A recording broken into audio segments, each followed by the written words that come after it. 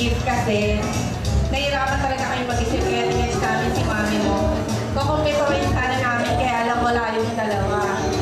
Happy birthday, wish you good health, tsaka mag-aral ka mabuti. Okay, Adrian will open the gifts. Ayan, pakto agad. Adrian, buksan mo yung gift.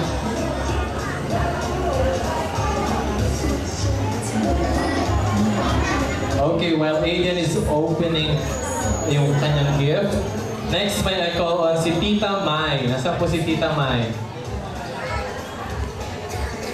Ay, ayun.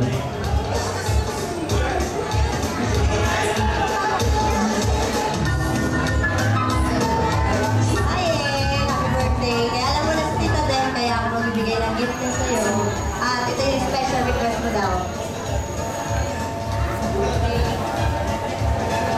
Happy birthday, A. Okay, thank you po. And last, we have Tita Almira.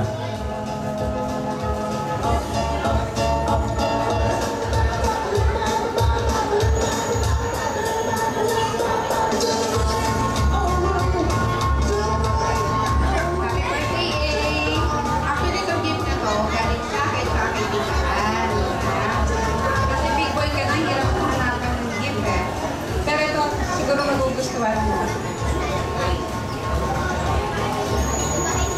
Hindi mo sa iya kasi big boy ka na magagamit mo.